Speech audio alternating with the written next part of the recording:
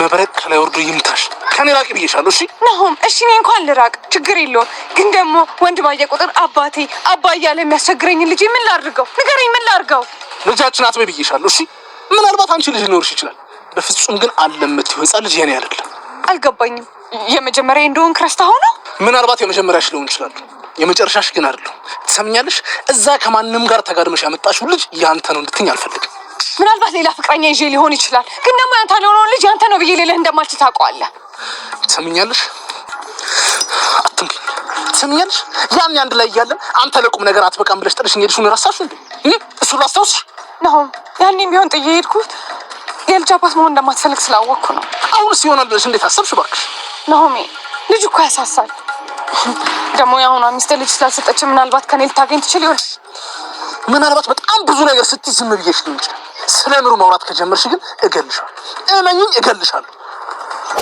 የሰኒ ስቃይ ያሳሰበው ጆከር አሁን ላይ እጄን ለፖሊስ እሰጣለሁ እያለ ነው። ሰኒን ለማስታመም ያልታደለው ጆከር ሜዳ ለሜዳ እየተንከራተተ ይገኛል። እንግዲህ ያለውን ነገር ለራኬብ እናገራለሁ ቢልም ነገሮች ግን ሳይሳኩለት ቀርተዋል። ጆከር ለፍቅሩ ሲል ህይወቱን አሳልፎ ለመስጠት እየተዘጋጀም ይመስላል። እናም ራኬብን ቁጭ ካደረጋት በኋላ ያለውን እውነት ልንገርሽ ቢላትም መርሲማ ደርሶበታል።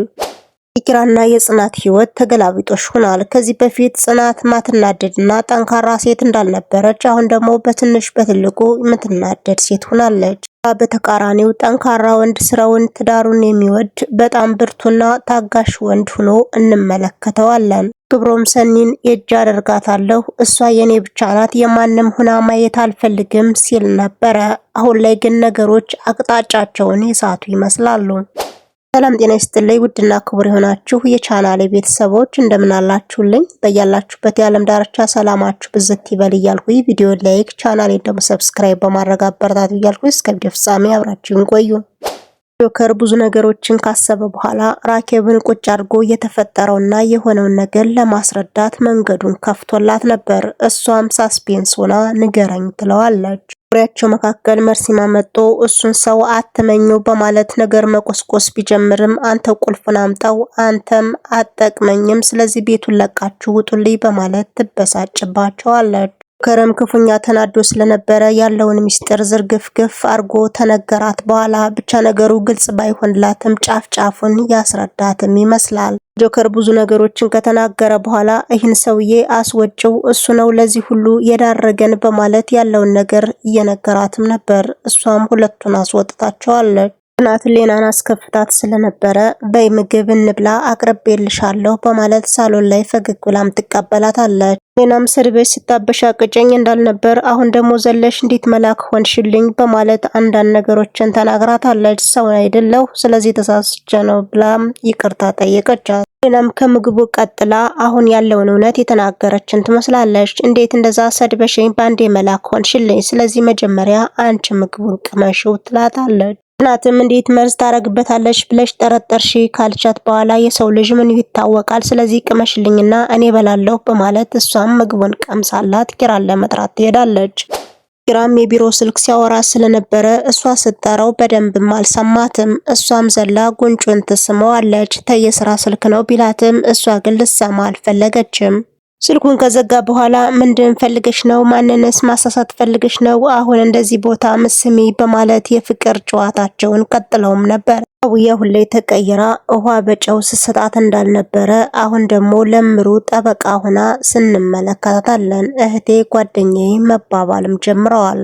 አዊ በጣም ጠንካራና ጎበዝ እንድትሆን እምሩን እያገዘቻት ትገኛለች። ሰው ወለደ ማለት ባልና ሚስት ሆኖ ይኖራል ማለት አይደለም። ስለዚህ አትጨናነቂ፣ ናሆም ያንቺ ብቻ ነው ትላታለች። ጆከርና ሰኒ ሁለቱ ባንድ ላይ ለማውራት አልተመቻቸውም። ራኬብ እንዲገባ ስለምትከለክለው በስልክ እያወሩም ነበር። ያለውን ነገር ገለጽ አድርጎ ነገራት። ከሄድ በኋላ ራኬብ ምን ጥያቄ ጠየቀችሽ በማለት በስልክም ጠይቋት ነበር። አንተ ከሄድ በኋላ ምንም ነገር አላወራንም፣ ቆይ አንተ ሳሎን ካስቀመጣት በኋላ ምን ልትነግራት ነበር በማለት ጠየቀችው።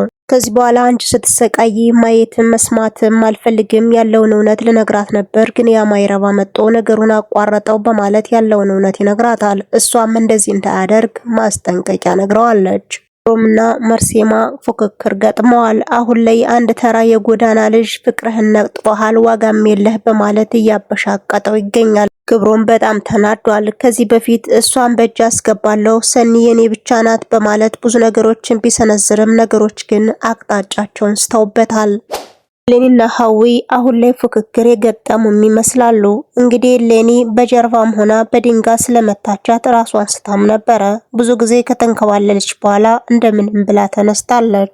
ሌኒ ከመታቻት በኋላ እንደዚህ ልክሽን አውቀሽ ስትቀመጭ ደስ ይላል ያለዛ ገልሻለሁ በማለት ዝታባታለች። ዳና ጽናት በወሬያቸው መካከል ምግባቸውን ከበሉ በኋላ ስለ አባቷ አንስታለት ነበር። አባ ደውሎ ስራ በዝቶበት ነው ያላወራህ ብያልኩት በማለት ጨዋታውን ትጀምርለታለች። ኪራም ቃጠል አድርጎ ብዙ ጊዜያችን ካላወራን አሁንማ ስራ በዝቶብኝ እኮ እሱም ማውራት አልቻልሁም በማለት ጨዋታውን ቀጥሎላት ነበር። እሷም እኔ ስለነገርኩት ቂማ ካለችው በኋላ እሱም ቃጠል አድርጎ ባለፈው የላኩለት ብር ግን በቃው በማለትም ጠይቆ ነበር። እሷም ብሩን ስላላከችለት እየተርበተበተች ነው። እኔ እንጃ ይበቃው ይሆናል ትለዋለች።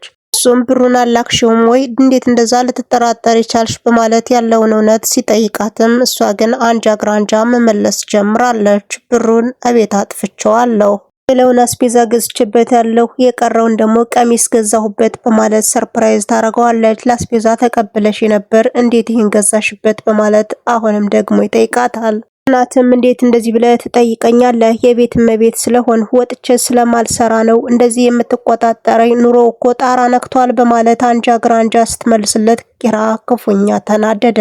ቀናችን ሰላም አውለን ብለን ጀምረናል አሁን ነገር እንዳትጀምርይ በሰላማችን እንዋልበት ሲላትም ነገሩ እየተጋጋለ መጥቶ ከባድ አንጃ ግራንጃ ውስጥ ገቡ። ሌናም ነገሩን አዳምጣ ስለነበረ መጣ ነገሮችን ለማስተካከል ብትሞክርም እነሱ ግን ተጣልተው ስለነበረ ተመልሰው ሊነጋገሩ አልቻሉም።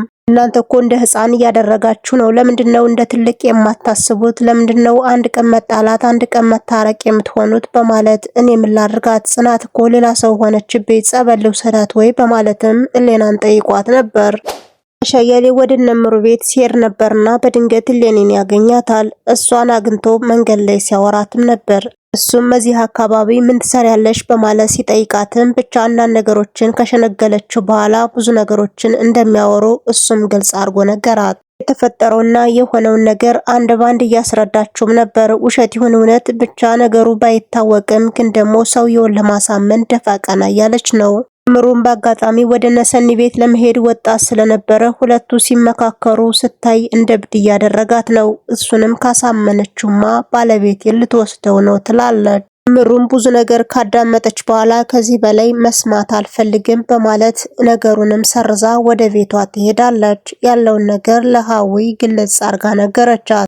ምንም ነገር ሐሳብ አይግባሽ እኔ ያለሁልሽ የሚሆነውና የሚፈጠረውን አብረን እንጋፈጠዋለን ስለዚህ ጠንካራ ሁኚ ምንም ነገር አታስነቂ በማለት ምክርም ለግሳታለች። ምሩ ስጋት አድሮባታል። ሁለቱ ስለወለዱ ተገናኝተው ትዳሩን ሊመሰርቱት ይችላሉ በማለት ያለውን እውነት ትነግራታለች። ይህም ብዙ ሰዎች ከወለዱ በኋላ ይፋታሉ። ስለዚህ ልጆች የትዳር ውስጥ መሰረት ይሆናሉ እንጂ ልጆች ውስጥ ትዳር መሰረት አይሆንም በማለት ተረትና ምሳሌም ነገረቻት። ናሆም ወደ ቤቱ በሚመለስበት ሰዓት የድሮ ፍቅረኛውን አግኝቷት ነበር። ታዲያ እሷ የሆነውን ያልሆነውን ስትቀባጣጥርለትም ነበር። ሴትዮ ተይኝ በህይወቴ አትግቢቢ ቢላትም አባቴ አባቴ የሚለውን ልጅ ምን ላድርገው በማለት ልጃችን አትበይኝ እኔ ካንቺ ጋር ልጅ የለኝም በማለት ኩምሽሽ ያደርጋታል።